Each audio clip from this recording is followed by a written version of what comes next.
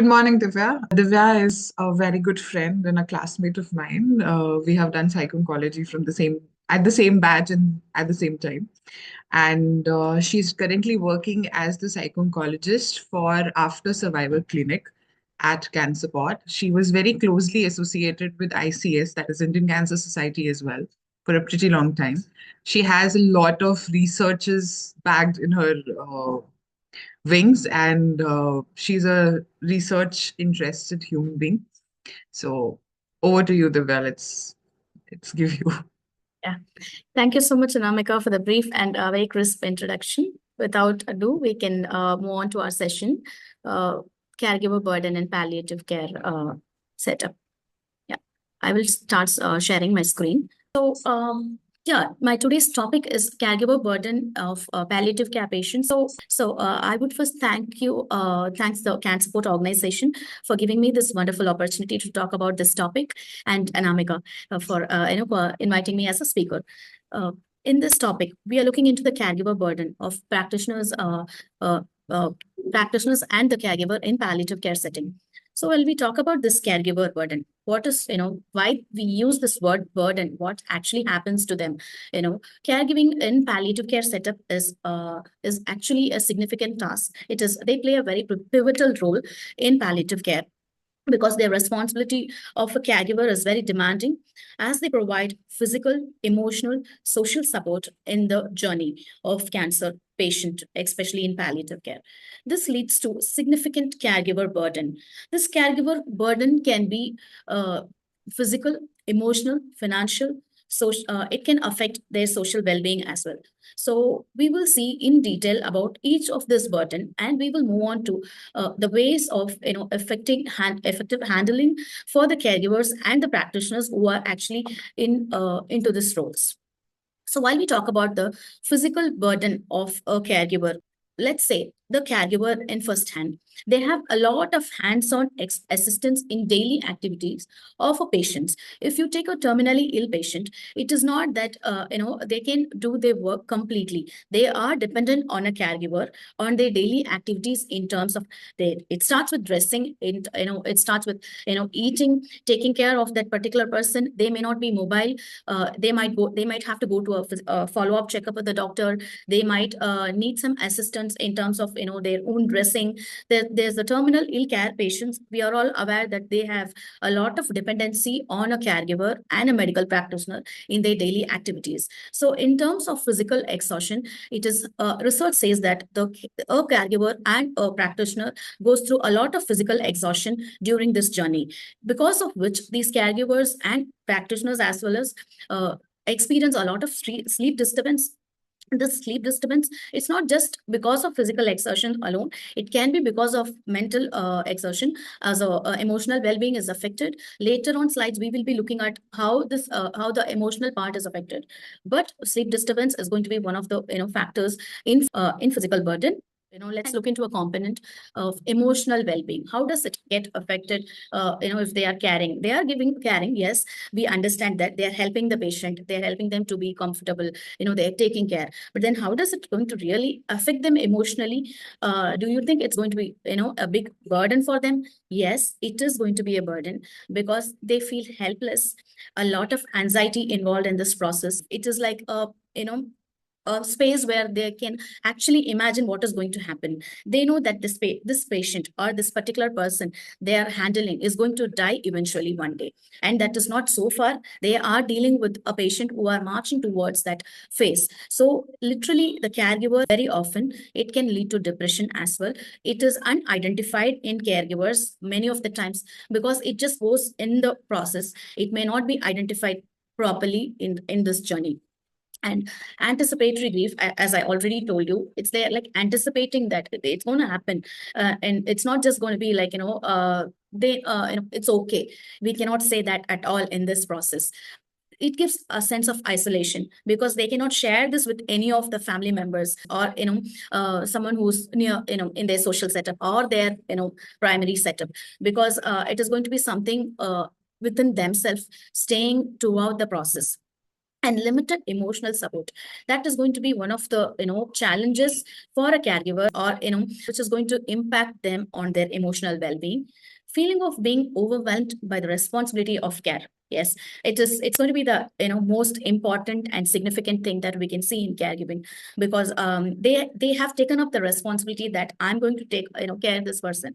I'm responsible of this person. If whatever is happening, if there's something is going wrong in this process, I will be answerable. So this feeling of being overwhelmed is going to give them this baggage of emotional burden as part of caregiving. Now, looking at the social burden, how do you think a caregiver can really affect with a social burden? Social burden is nothing but this caregiver uh, uh, can demands a lot of reduced ability to engage themselves in social activities, maintaining their friendships, attending to their work. Here, I mean to say, a lot of diminished social network the caregiver will face as a part of their loneliness feeling, because it's most of the time, one is the time they spend a lot of time in caregiving, which restrict them from getting themselves engaged in their regular social activity. If there's a primary caregiver, it is not that the caregiver can go out for a movie, because they are in a setup. Oh, I'm taking care of a palliative patient.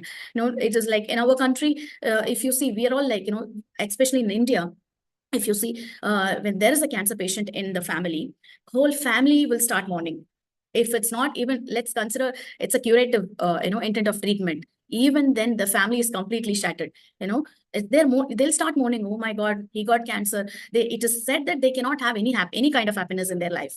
So it is like, it's very disturbing for any individual in the family. Then if you think of a caregiver who is giving, helping a terminally ill patient, so their life is like, I cannot meet my friends, I cannot go to a party, or like, it is not, it is something, it becomes like a culturally bounded thing. How can you just do this? Your uncle is like bedridden in deathbeds, so you are enjoying a movie. This is what a thing, a question will come out from a society.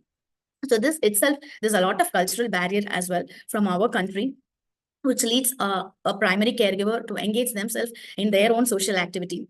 And a lot of time, it's like limited time for their loved ones. Sometimes husband is affected, the primary caregiver will be wife, so they may not able to give their enough time to their own children itself. So that can be a problem.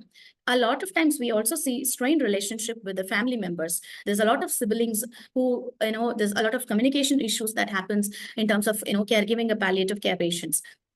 And it's not just about the family members, it comes in terms of friendships and in terms of work. There's a lot of affect in work. Like for example, if you say they might have a standard schedule of work, and there is no support for them in their own family, where they have to cut down their hours of work. That can also affect their social commitment and networking and their own self. So there are a number of reasons in our country especially, where a caregiver can have social burden as a type of caregiver burden. Next is the most, very important thing. A lot of studies going around this topic, financial burden. Now there's a new term called financial toxicity in cancer care, which even it doesn't leave the caregiver also, because it is not that a caregiver is helping a patient. There's a lot of financial commitments involved in caregiving, because there's also a forced reduced hour of work, which is going to affect their occupation, not just occupation, literally it will have their effect in their finances.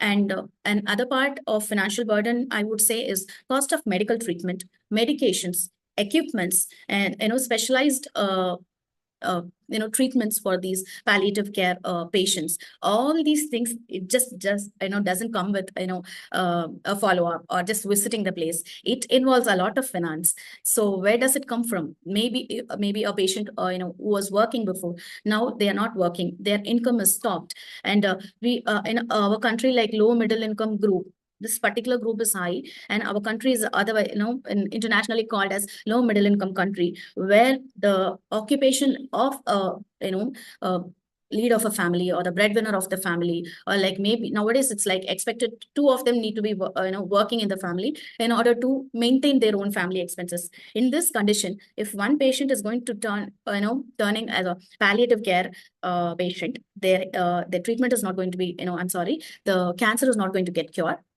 and there's another patient, a person who's going to give them a care, both of their occupation is affected. And what happens to their financial, status? How does they are going to manage on their everyday needs? On top of that, they are going to manage their financial needs of medical expenses. So it is not just going to affect them physically. These financial toxicity, it's going to be a very big burden for a caregiver, not just the patient. So it increases the stress and anxiety about their own future of the caregiver.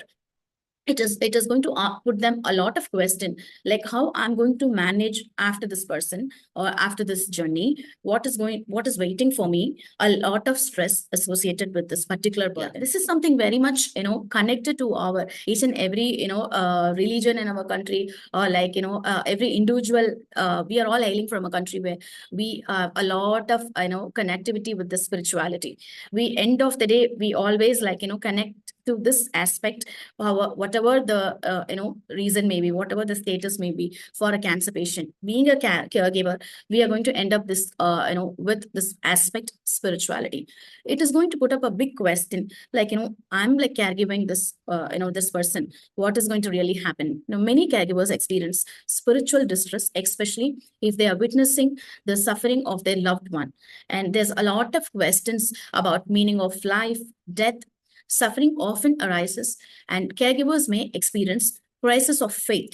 That is, for example, all this while I've been like believing that God will save me, like whatever happens, there is like a lot of religious aspect comes in, where the spirituality of individual being questioned in terms of their faith and their need for spiritual guidance will increase. This aspect of a caregiver burden can be profound, and as it often influences both their own coping mechanisms and their ability to cope, to provide comfort to the patients. It is not just going to affect the caregiver, it has got to affect the patient's well-being as well. So this particular burden will have an impact on caregiving as well. And we have seen different types of caregiving, burden so far. But then, what are the coping strategies? What are the support for a caregiver and a practitioner? How can we actually help them? What do we do? Do we have to, really to do in the field? Let's first focus on the psychological and emotional support, which is very crucial, for a caregiver and a practitioner. Psychological counseling, support groups, all these things will really help them in coping.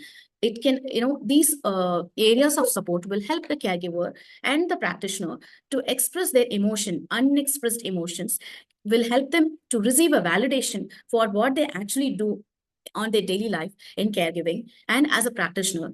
And it helps them to learn coping mechanism, how actually I should deal my problem, how I actually deal this burden. For example, if I have physical exhaustion or if I'm really emotionally drained, what can I do? All these things will be addressed in a psychological counseling. And support group is something, it's a great idea and a good form of intervention. Each and everyone can express their feeling as a group. It's like it can give you a we feeling. I'm only the caregiver who is having this problem in caregiving. No, I can also express this. Okay, someone is similarly experiencing a similar problem like me. So what can we do? There's something, there's kind of a we feeling. There's kind of solution focused discussions that can help them to improve their coping mechanism. So professional counselors and social workers who specialize in cancer care can offer the tools to help their caregivers manage their stress, anxiety, and grief. I would always suggest we should seek help when we feel drained. It is not a mistake. It is not something wrong that we need to, go for a counselor. There's always a lot of stigma that's roaming, revolving around this topic. Can I go to a counselor? Can I talk? I'm feeling drained. But is this okay? Do I, no, don't I know that how to manage myself? No, it is not. You can even go and talk to your friend who's a psychologist. You can vent out. That can give you a lot of energy. So this is what all we need. And coming to the practical assistance, yes, we have told a lot of psychological support, social worker support, but how are we going to actually help them practically? Yes, counseling will motivate them, but what are the other things we can help them to be, to manage their daily issues, accessing them to respite care, and giving them a temporary relief from caregiving duties, which will recharge and help them and to focus their own well-being. Some of the practical supports like home health aides, physical therapists, or nurses, and all these things can help them for the physical demands. Benefits. So benefits here, I would like to talk about more on this respite care. In palliative care setup, uh, respite care is nothing but giving them a temporary relief from their caregiving journey. For example, this can be like hours, it can be number 2-3 days, but it cannot be longer time. It is a short break from their regular caregiving activity. So how can we do this? What are the benefits of respite care? It actually prevents the caregiver burnout. Caregiver burnout is something, I'm like completely fed up. I cannot do this. So we cannot allow a caregiver or a practitioner to reach this state. So respite care will be essential and very significant step in dealing with this burnout. So how can we, help them? What are the things that will help? It will improve caregiver well-being. It enhances the patient care. End of the day, they are fine. They're going to take care of the patient very well. And it also provides a sense of relief and support that, okay, this somebody is, taking care of my father or my uncle, I mean, my husband for 2 hours. Now I'm going to take a break. I'm going to visit my children, or I'm going to just go to this place. And maybe they can even go to a temple and sit for an hour and relax and come back. They can even go to a park. It is a very short stay they can take for their own self to be to bring them back to caregiving completely in an effective way. Divya, I had a question that Yes. so suppose we are giving respite to the caregivers, Yeah. and who is taking care of the patient while they're taking the respite? A professional does it, or some social Yeah. worker, some family member? Who does that? Yeah, it's really a very good question, and many of the caregivers will have this question because they are already in palliative care. They need a responsible person to take care of them in my absence. Who will do Hmm. that? So either it can be a family member who can substitute them in their Hmm. absence. Maybe their own sibling who is available. So there's a lot of communication will be needed in this process because Okay. they should understand the need for respite care of this primary caregiver. So And is there some specific training that they'll need, or some like hand down or something? So yes. because they're going for a break, Yes, exactly. what to That do would when something goes off when I'm not there? So where are the medicines? What to do? Where are these exactly. things and all of that? So we give them the hand down, is it? Okay. Exactly. Your question makes a lot of sense because it's medical care. It's not just somebody Yeah. sitting aside seeing them. They know when to Mhm. make an emergency call to the doctor. They know how to assess the patient, their physical status, what medication needs to be given on time. So that is my next slide: education and training to the Okay. caregiver. Okay. Okay, Okay. so if we are training someone, a caregiver, it is Mm. very important for the primary caregiver or someone who's coming as a substitute during the respite care. Even they are supposed to be aware of what's really happening to this patient, what medical status they are in, what are the medication they are taking in, what is the emergency number they need to call, who's a Mm. primary physician. All these complete medical information about the patient and the team, they should be given information in prior hand before this person is going for a respite care Okay. of the Okay. education and training. So this says what information we need to give about the medical condition. It can be a patient can have an head and neck wound in their face. A nurse will be coming twice a day for cleaning or dressing the wound. But the caregiver should be aware what she's actually doing. When she need to come. What she might ask the caregiver to give few medications, or they need NG tube feeding. They may not directly eat. Oral feed is not possible, so they should be trained in such medical related activities. A caregiver just cannot a person sit aside, and this will reduce the uncertainty and it will boost the confidence of a caregiver. And the proper training on pain management, symptom control, and use of medical equipment, these are very essential in caregiving. it helps the caregiver to perform their duties more effectively, which can reduce their anxiety and stress. Because I'm like, I'm a son. I've never used this thing. I've never seen my father like this. He was normal all these days, all these years, but now he's on he's on NG tube feed. Like, am I really doing it properly? That kind of anxiety will, that itself leads a lot of emotional, disturbance with the caregiver. So it's just one example, but a lot of examples happens. There's, GI feed happens. There's different types of in feeding itself. There's different types, and a lot of physical dependence is there with the patients. So appropriate training and education is needed for the primary caregiver, as well as if there's a patient, I'm sorry, a caregiver is taking respite care, the alternative should have the similar way of education and training. Now, the social and community support, which is really significant. One, I've already explained about the support group, but it is not just always the support group that they should depend on. They should also, a caregiver or a practitioner, they should get encouraged to connect with other individuals in similar situations, either to online communities. There are a lot of online communities now coming up, more than a support group. They can join, and they can maintain a regular contact with the family members. Let's talk about the family and friends can also alleviate the feelings of being isolated. They can provide a lot of emotional comfort. They can talk about it to a family member. There is no harm in talking about their feeling, and we can encourage the caregivers to maintain their social relationship, participate in their activities, like whatever they do as their hobbies, they do as their own interest, which will also help them to reduce this loneliness. And yes, coming back to the financial support and resources, in our country, I would say the referral pathways are maybe the connections are less. That is the challenge, for a caregiver or a patient to exactly get what they want in terms of finance. Every resource is available. There are multiple NGOs who are supporting, financial need of a patient or a caregiver, but just that there's a lot of lack in between. There's a lot of bridge need to be made. So I think that as a caregiver, they should take an extra mile to reach out to the NGOs, whoever is supporting the cancer patients and the families. And there's a lot of government policies slowly coming up. Yes, they can actually, tap on those sources, and they can also get financial advices. And social workers who are specialized in cancer care can give them a proper guidance in terms of cancer caregivers navigation, insurance policies, and they will help them to understand the financial support better, which will reduce the monetary pressure that they face during caregiving. So we have seen like all the coping strategies, what are the things that we have done, we can do, but practically how we implement, I've come out with, certain, therapies. So let's see about the art and creative expression therapy.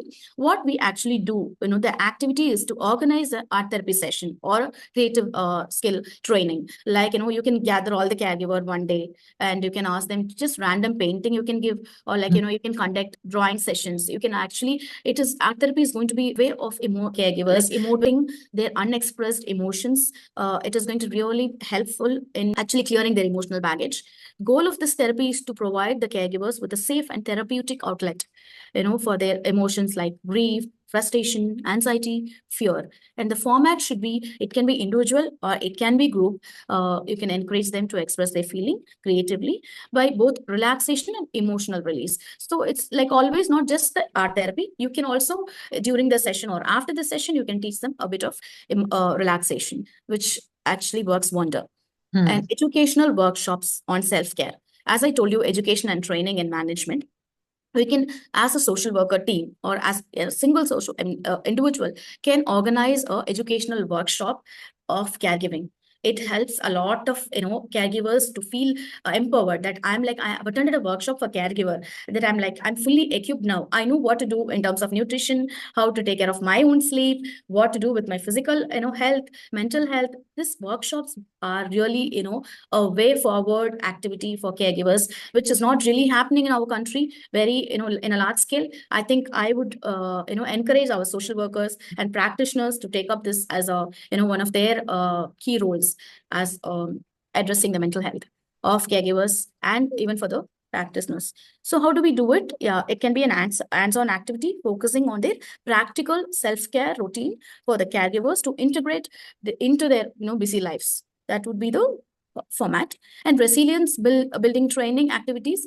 Yes, this is one yet another activity that we all can do, where we focus more on building the resilience of the caregiver, such as gratitude exercises, strength based training discussions, focusing on their positive own coping strategies. What is the what's actually inbuilt with a caregiver? Some of their own coping strategies will help them to actually come out of that. So that can be one effective way in resilient coping training building. And how do?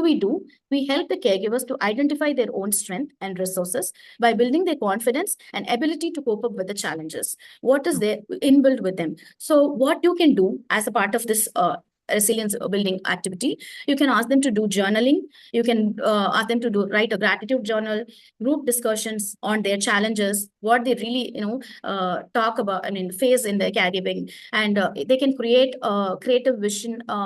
Sorry. Okay, Divya, here I have a question. The kind of patients that we see are usually low socioeconomic patients with little or no education, mostly. For about 70% of patients that we see are these kind of people whose caregiver are obviously not that equipped with writing, reading, Maybe literacy level. journaling, literacy, all of that. So, is there anything that we can do which does not include reading or writing? So, are there any strategies that we can Yes. do in terms of gratitude journaling or something of those sorts, which maybe can be done without the education? I would say group activity, group therapy is very effective in terms of dealing with the illiterate crowd. Just talking makes a lot of experience sharing.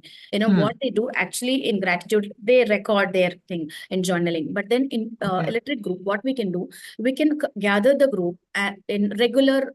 You can conduct a regular meetings. In the regular group meeting, you can ask the caregiver to talk about their challenges.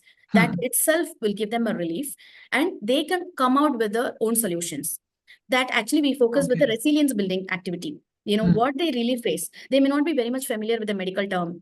They may not be aware of what is really happening with this condition, and they're not sure about the patient's condition right now. So we have to, as a social worker or a psychologist, we in that therapy, in the group therapy, we can give them a psychoeducation, and we can check their knowledge later. We can conduct a quiz kind of thing. So next week we are going to conduct some activity. So this week we have learned all these things. So next week who's going to tell me about these things in the coming session? Kind of engaging them. Yeah, or we can just have like a vocal gratitude journal instead of a writing one. Yes, that can also be something that can also be done. Yeah, right. Okay, thank you. Over to you again. Welcome. So next strategy is mindfulness and meditation. So this, again, this doesn't need education. It can be like, a group session again. We can address, we can teach this mindfulness and meditation exercises to them as a group. We can, regularly have sessions with the group, caregiver groups. We can, ask them to come on one particular time. We can administrate this. We can do a pre and post evaluation. We can see how the effectiveness of this mindfulness actually works with the caregiver. We can also ask them, does it really help them? What do they learn? And how effective for them by for or how they're feeling after the session. After the session, so before maybe they were overwhelmed, scared, and stressed, and then after this it doesn't happen that way. Yes, there's a lot of physical change happens. There's a lot of calmness happens within themselves. So this will be evident after the session. You can provide the caregivers with tools to here. Tool doesn't mean that they need to have a questionnaire and all. It's just you're teaching them how to do it. That's all about step by step guiding all of that. Guided or mindfulness practices. So reflection and journaling, this we are aware of this. It is going to help them to understand their own feeling. How do they feel about themselves? How do they feel about this process? How do they feel about the patient? All these things will come in the journaling part.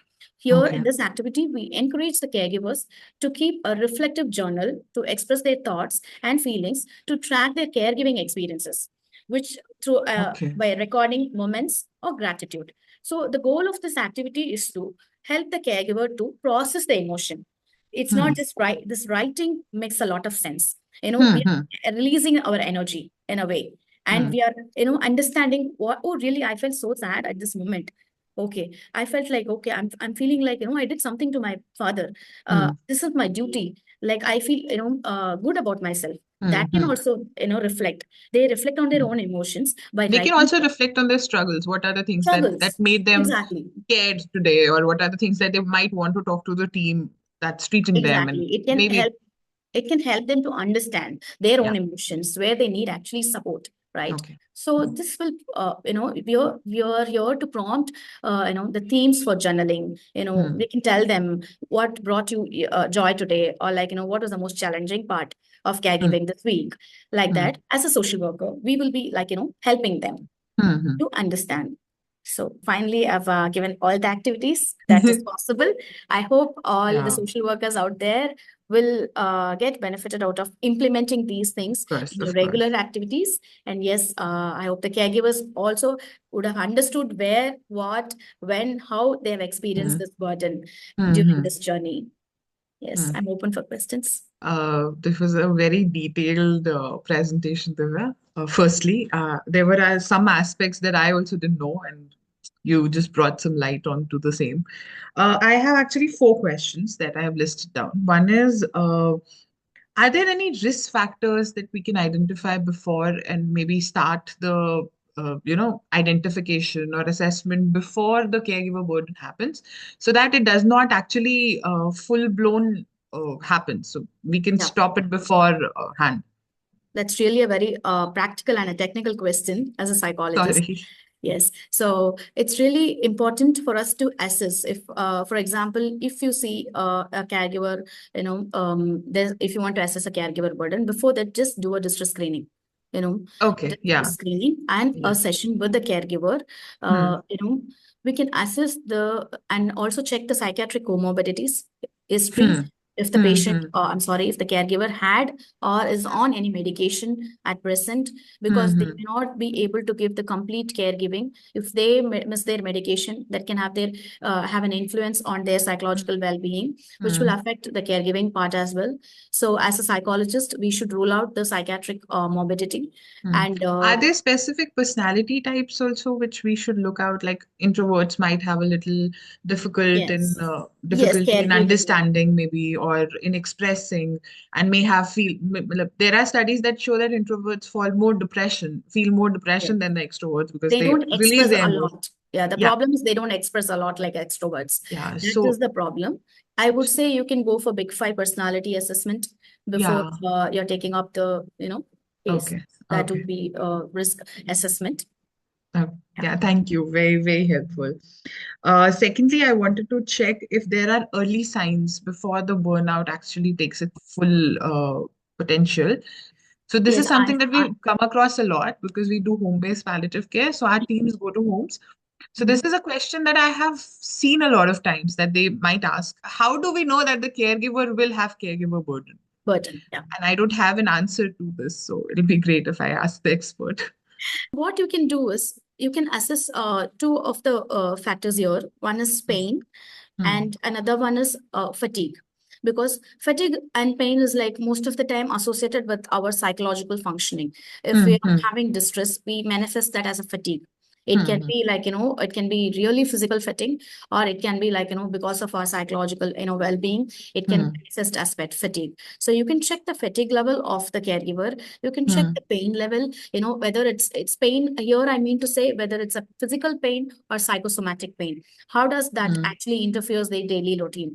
And Hmm. again, Hmm. at last, distress. So you can, check, correlate the pain and fatigue with distress. How do they really like, associate themselves with this pain and Hmm. fatigue? If with this assessment, you can really go about assessing the caregiver burden Hmm. in a very effective manner. Okay. They actually start showing signs like, I'm feeling weak nowadays, I'm feeling very tired. So Hmm. like sometimes they miss to actually follow the instructions of the medical practitioners and the Hmm. social workers and Hmm. psychologists. They might not, properly turn up for the session, or they may not properly follow what the medical instructions are given. That Hmm. can be Hmm. a sign that they are marching towards the word. Okay. Okay. My third question, what do these signs look different to a practitioner who is taking care of palliative patients or from a caregiver who is taking care of a palliative patient? They Yeah. manifest in different ways. Just that Hmm. caregiver might manifest in a different way, or a practitioner, but Hmm. practitioner can identify themselves that they are like leading to, they are marching towards burnout. I'm like, I am feeling stressed out. That kind of feeling they can identify. That's the only difference that I would say. A caregiver may not able to understand or may not able to realize that they are leading to that way. They're marching towards. And my fourth question was about stigma and cultural barrier that you suggested at one point. You said in, I think, social factors, you suggested them. So, are there steps that we can take? Will more awareness help, or will? So, we had a patient very recently with one of my teams that who was basically kicked out of his rented house because he was diagnosed with palliative pancreatic cancer. So they heard the name cancer and they just, chucked him out of the house and society. So my question is, does telling them that, okay, this is not communicable, or I have it, you might not, or stuff like that, and this is not really that dangerous, would actually help in the stigma, or what do you have Actually, to say about what I feel is this is a great barrier in our society. It's like a big challenge, to break this stigma still. It is still prevailing. I would not say it is very easy to break by just telling, in your case, where they were kid, you can't convince the house owner. They are just fixed. Their mind is like, I cannot let my house for a cancer patient. I want my house to be like clean. That's their point of view. In that cases, the control is not with us. Even if we go and tell, they're not going to listen, because they have already taken a decision that that I'm going to chuck this person out of my house. But this needs a societal change. We cannot just go target one person. But in this case, how can you deal with that particular case? Maybe you can, give them a supportive psychotherapy, help them in practical ways where they can find them houses and all shelter that. That's houses. what our team did. But my question But is, in a broader picture, or if we talk about the entire society, society. right? So in South, what is cancer is a very common thing. People are very open to the idea. They're not really very scared of the disease. They are very open on the supporting bit. So as when we were in Cancer Institute, we used to have people, you can leave your patient here and I'll see you go to the washroom, you have your bath, I'm sitting here with your patient, no problem. So they were very supportive in those terms. In society itself, that support is there. Yes. But in North India or in Delhi, for say, or Haryana, Punjab for that matter, does not have that much of societal awareness or societal support. So what do you suggest we can do? Should we try more awareness? Should we what is it that we can do? Two ways we can do. One, it should actually, if people should listen, it should come from government. Okay. Yes. Government is the first, authoritative body who can say this is what is all about. Cancer is curable. It is treatable. It is not communicable. This message should reach the, even the lower economy people. It should, this message should be conveyed maybe through a very short film. The government should, how fertility thing has now, how they are following, they are following only 2 children for a house. How it is implemented by the government policy. It should come in the policy level should, there's a change in policy level. One, or either NGOs can take up. This is the second way. They can create more awareness about cancer, and the stigma and associated issues. So through which they can reach out to the larger public, and, they can advertising agencies. They can create advertisements which can reach out to the public in a larger scale. Bollywood also plays an important role on the stigma, no? They should show the positive side, the need for support. All these things should be conveyed through a message. Thank you so much. This was a very insightful session. Thank you. Thank you. Thanks a lot.